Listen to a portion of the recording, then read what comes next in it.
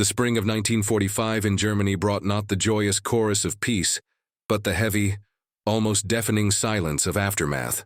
The fighting had ceased. The grand, terrible machinery of the Third Reich had ground to a halt, yet the land itself groaned under the weight of devastation. Rubble lay piled like ancient broken monuments in cities once vibrant, now skeletal. A pervasive weariness hung in the air, thick as the dust that coated everything. For the American forces who had pushed relentlessly through scorched earth and broken resistance, victory was a complex, often bewildering reality. They were no longer soldiers fighting an enemy, but custodians of a shattered nation, tasked with imposing order on an unimaginable chaos. Among these custodians was Sergeant David Miller, a young man from rural Ohio, barely 20 years old, yet already carrying the invisible scars of combat. He had seen the war's fury up close, tasted its bitter ash, and now he was assigned to a transit camp near Frankfurt. These weren't the infamous death camps, but rather ad hoc holding facilities that sprang up in the wake of the Reich's collapse, overflowing with the displaced, the defeated, and the forgotten. Thousands of German and foreign women, many wives or daughters of captured soldiers, others forcibly displaced to work in factories, now found themselves prisoners, caught in the bureaucratic labyrinth of a world turned upside down. Miller's initial relief that the shooting had stopped was quickly overshadowed by a gnawing unease. This wasn't the heroic victory he'd imagined. It was something far more somber, a landscape of human suffering that felt endless. He'd signed up to fight, to liberate, but what he was witnessing now was a different kind of battle, one against despair itself. The camp, a sprawling collection of hastily erected tents and derelict barracks, smelled of unwashed bodies, stale fear, and the sickly sweet tang of malnutrition. The cries of infants, quickly muffled, underscored the pervasive misery. Guards patrolled with an air of grim resignation, their faces mirroring the exhaustion etched into the very stones of the bombed-out buildings surrounding them. It was a world that tested the limits of a young man's idealism, stripping away the neat divisions of right and wrong, revealing only shades of human struggle.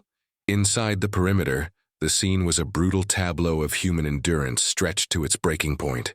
The camp was a microcosm of suffering, its air thick with the scent of unwashed bodies, stale air, and the ever-present cloying odor of hunger. The low, constant murmur of despair seemed to emanate from the very ground, a collective groan from souls stripped bare.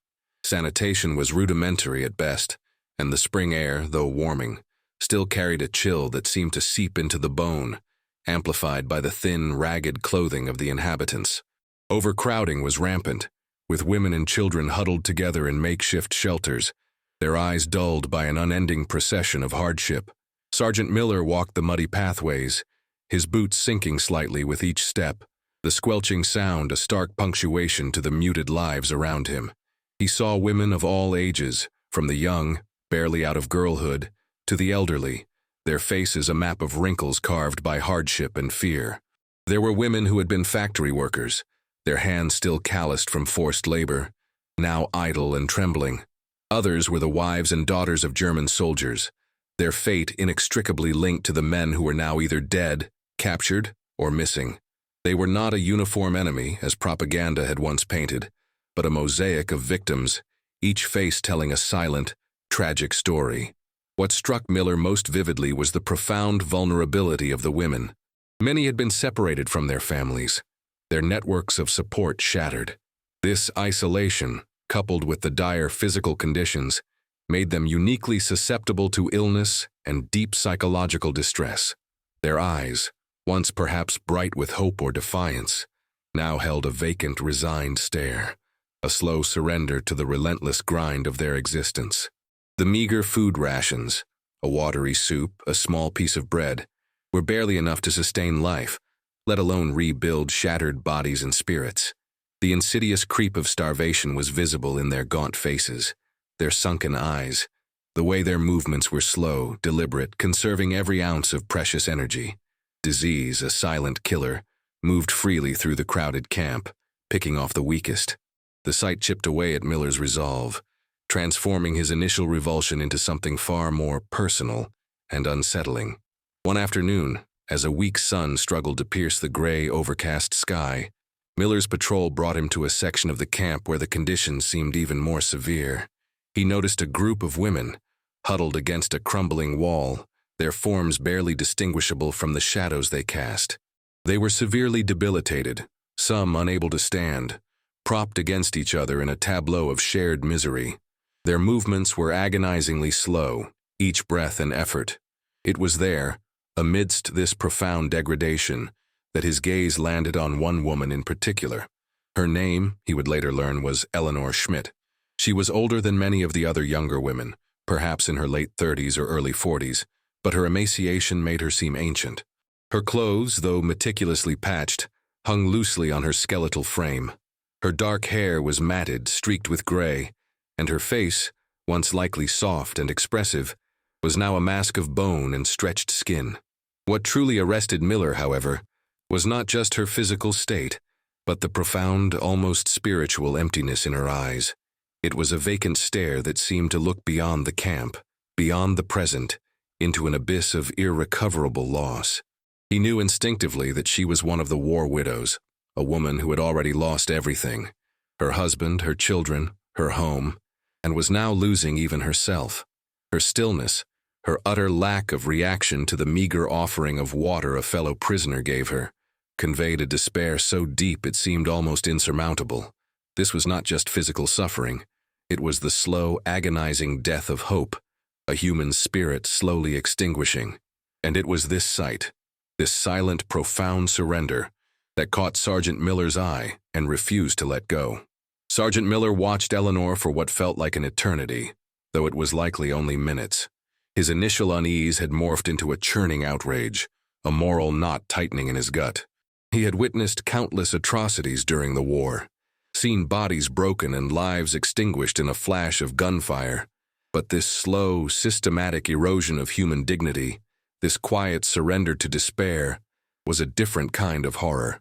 It gnawed at him, pricking at the edges of his conscience. He was a guard, a soldier, his primary duty to maintain order, to ensure the security of the camp, not to intervene personally in the lives of the prisoners. The regulations were clear, the chain of command rigid. Yet as he watched Eleanor, so frail she seemed made of spun glass, the military protocol felt utterly, grotesquely irrelevant. What kind of victor behaves like this? The question echoed in his mind, sharp and insistent. Is this what we fought for? To conquer, only to witness this? He had joined up, like so many others, driven by a conviction that they were fighting against evil, against the dehumanization of war. But here, in the quiet despair of this camp, he saw a reflection, an echo of the very thing they claimed to oppose. The lines between victor and vanquished blurred, leaving only the stark reality of human suffering. A sudden, sharp sound cut through the muted air. A child, not far from Eleanor, let out a thin, reedy wail, more an expression of hunger than distress, quickly hushed by an older woman. But for Miller, it was the breaking point. The sound, so small, so utterly vulnerable, shattered his detachment. He could no longer be a passive observer, a cog in a machine that allowed such quiet, devastating suffering to continue. The internal struggle between his military duty and his burgeoning moral imperative reached its crescendo. He felt a sudden, fierce conviction, a primal urge to act, to do something, anything, to pierce the suffocating veil of despair that enveloped these women. Taking a deep, resolute breath, Miller began to move. His boots, which had just moments ago sunk into the mud with a resigned squelch, now moved with purpose, cutting through the stagnant air. He walked directly towards the group of women, his jaw set, a slight tremor in his hands betraying the immense internal battle he'd just fought. As he approached, the other women, accustomed to the indifference or harshness of guards, stiffened, their eyes widening with a flicker of fear. Eleanor, however, remained motionless, her gaze fixed on some distant, unseen point. Miller reached her, stooping slightly. His gaze met her vacant eyes, and for a fleeting second, he saw a faint flicker, a brief spark of confusion before it receded back into the depths of her despair. He extended his hand, not roughly, not with the cold authority of a guard, but with a deliberate gentleness that was both surprising and unsettling in this bleak environment. He took her arm, his fingers closing around her skeletal wrist. The fragility beneath his touch was horrifying, a testament to how close she was to the edge. "You're coming with me," he said, his voice low, firm, but devoid of any menace. The words, simple yet imbued with an almost divine authority in that moment, cut through the quiet hum of the camp. They were not a question, not an order to be debated, but a declaration, a decisive act against the pervasive inaction. The immediate aftermath was a stunned silence. The other women, who had braced for a harsh command or a rough handling, stared, their mouths slightly agape. Eleanor herself, though seemingly beyond surprise, showed a faint, almost imperceptible tilt of her head. Was this a trick? A new form of punishment? Her eyes, still hollow, held a glimmer of apprehension, an instinctual fear of the unknown. Miller didn't wait for a response. His grip on her arm, though gentle, was resolute. He began to guide her away from the wall, her emaciated body swaying slightly with the effort of movement. As they moved through the camp, a few heads turned, whispers rippling through the huddled groups. Fellow American soldiers, seeing Miller leading a prisoner, paused their conversations, their expressions ranging from confusion to mild disapproval. One older sergeant with a hardened face raised an eyebrow, about to question Miller's unilateral action. But something in Miller's determined stride, the almost fierce conviction in his gaze, held him back. There was no time for explanations, no room for second-guessing. He had made his decision, and now he would see it through. The journey to the makeshift military hospital on the outskirts of the camp was short, but arduous. Eleanor stumbled with almost every step, her legs barely able to support her. Miller adjusted his pace, slowing down, offering his shoulder for support when her strength threatened to give out entirely. Each step felt like a monumental effort, a defiance against the gravity of her despair. He muttered reassurances, not caring if she understood the English words, hoping the tone conveyed a promise of something better. This wasn't about military duty anymore. It was about one human being trying to salvage another. The weight of her frail body against his arm, the almost translucent skin, only solidified his resolve. This was the right thing to do, damn the regulations, damn the questioning glances. This was simply human. The American military hospital was a stark and bewildering contrast to the squalor of the transit camp. Housed in what appeared to be a hastily converted school building, it hummed with a different kind of activity. Instead of the suffocating despair, there was a sense of purpose, of controlled urgency. The air, though still faintly tinged with the scent of antiseptic, was clean, free from the pervasive odors of hunger and neglect. Nurses, efficient and brisk in their starched white uniforms, moved between cots. Doctors, their faces etched with exhaustion but focused, examined patients with a quiet intensity. It was a place of healing, a beacon of order amidst the surrounding chaos, and to Eleanor it must have seemed like an alien world, too clean, too bright, too full of life to be real. As Miller guided Eleanor through the double doors, a young medic glanced up, then quickly approached, his expression shifting from routine inquiry to concerned alarm at the sight of Eleanor's extreme frailty. Miller offered a curt explanation, his voice firm, leaving no room for debate. "She needs help. Starvation, probably. Get her seen." The medic, accustomed to the unspoken authority in a sergeant's voice, nodded and gestured towards an empty cot in a corner, already calling for a nurse. Eleanor, her eyes wide and disoriented, seemed to process nothing. The sudden change in environment, the unfamiliar faces, the sense, it was an assault on her already fragile senses. A kind-faced nurse, her uniform pristine, approached with a gentle smile. She helped Eleanor to the cot, her touch surprisingly soft as she guided her to sit.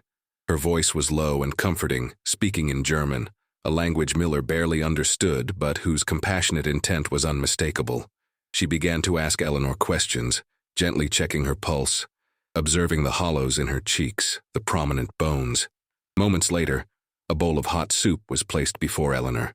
Its aroma, rich and savory, a stark contrast to the watery gruel of the camp, wafted towards her. Beside it, a thick slice of fresh bread, its crust golden, lay waiting. Eleanor stared at them, her hands trembling violently, unable to reach out. It was too much. For days she had faced a world of scarcity, of deprivation. This abundance, this unsolicited kindness, felt like a cruel mirage. The nurse, understanding her hesitation, gently guided Eleanor's hand to the spoon, then to the bowl. The first spoonful of hot soup was a jolt, a burst of warmth and flavor that Eleanor's body had forgotten. She swallowed, her throat aching with the effort, and then another, and another. The taste of salt, of rich broth, of tender vegetables was a revelation. It was a physical and emotional sensation, a return to a basic human comfort she had believed lost forever. As she slowly ate, the warmth spreading through her, the nurse continued to speak softly, her words a gentle stream of reassurance. The fresh bread, soft and yielding, melted in her mouth, each bite a small victory against the gnawing emptiness. This meticulous, dignified care, so utterly foreign to her recent experience, began to chip away at the fortress of despair she had built around herself. It wasn't just the food, but the way it was given. The concern in the nurse's eyes, the quiet efficiency of the doctors who soon checked her over, their touch professional and respectful. It was a shock to her system, a profound, disorienting reintroduction to kindness. For days, her only hope had been the distant, faint possibility of survival, a desperate clinging to life. Now here, in this unexpected haven, she was offered not just survival but dignity, and with it the faintest, most fragile spark of hope began to rekindle in the depths of her soul. The physical relief was immediate, but the emotional impact was even more profound. A lifeline thrown into a churning sea of hopelessness. Eleanor's recovery was painstakingly slow, a testament to the depth of her suffering. Each day brought small, incremental improvements.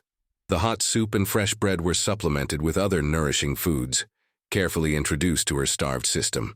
The cleanliness of the hospital, the soft blankets, the quiet efficiency of the medical staff, all contributed to a gradual return of her physical strength. But it was the emotional healing that proved to be the more complex, profound journey. Miller continued to visit her, not with the formality of a guard, but with a quiet, persistent presence. He would bring her a small square of chocolate he'd saved from his own rations, or sit by her bedside, simply reading aloud from a tattered English newspaper, knowing she might not understand the words, but offering the comfort of a human voice. His presence was a tangible link to the initial act of rescue, a silent promise that she was not forgotten. Their connection, born of a moment of radical compassion, deepened with each interaction. Eleanor, slowly regaining her voice, began to share fragments of her story, the devastation of losing her husband and children, the forced labor, the long, grinding despair. Miller listened, his own heart heavy, finding his purpose shifting from mere duty to something far more meaningful. Word of Miller's action, and Eleanor's subsequent admission to the military hospital, rippled through the camp and amongst the American personnel. At first, there was murmuring, a questioning of procedure. But as Eleanor's condition visibly improved, a subtle shift began to occur. Other soldiers, perhaps initially cynical or indifferent, found themselves observing their own treatment of prisoners with a newfound introspection. A few, inspired by Miller's example, began to offer small, unexpected kindnesses, an extra portion of food to a visibly hungry child, a discarded blanket for an elderly woman, a rare kind word to someone who had only known fear. It was not a widespread revolution, but a quiet, organic transformation, a testament to the ripple effect of a single, decisive act of compassion. Miller's conviction, once challenged, now stood as a quiet beacon, influencing those around him to seek out moments of humanity in the systematic suffering. The act became a topic of hushed discussion in the hospital, too. The nurses and doctors, already committed to healing, found their spirits buoyed by this stark example of humanity cutting through the dehumanizing effects of war. Eleanor's story became an emblem of resilience, a living testament to the fact that even in the most broken of human vessels, the will to live and the capacity for hope could be reignited. For them, it was a reminder that their work transcended the physical. It touched the very essence of human spirit. For Miller, the experience was profoundly transformative. He had witnessed the darkest aspects of humanity in combat, but in Eleanor's slow return to life, he saw the undeniable power of its light. His initial idealism, once bruised and battered, was now tempered with a deeper understanding of human suffering, and the profound responsibility of personal agency. He understood that true victory was not merely about defeating an enemy, but about restoring humanity, one person at a time. This understanding reshaped his perspective, making him less a soldier and more a quiet guardian of hope. Eleanor, though forever marked by her losses, found herself gradually re-engaging with the world. The numbness that had shrouded her for so long began to recede, replaced by a quiet determination. She knew her journey was far from over. The path to rebuilding a life from the ashes of her past would be long and arduous. But the gesture of one young American guard had instilled in her a renewed will to survive, a belief that even in a world capable of such profound cruelty, there were still moments of unexpected, life-altering kindness. She held on to that truth like a precious, fragile flame. The small story of Sergeant Miller and Eleanor Schmidt became more than just an anecdote within the confines of the camp.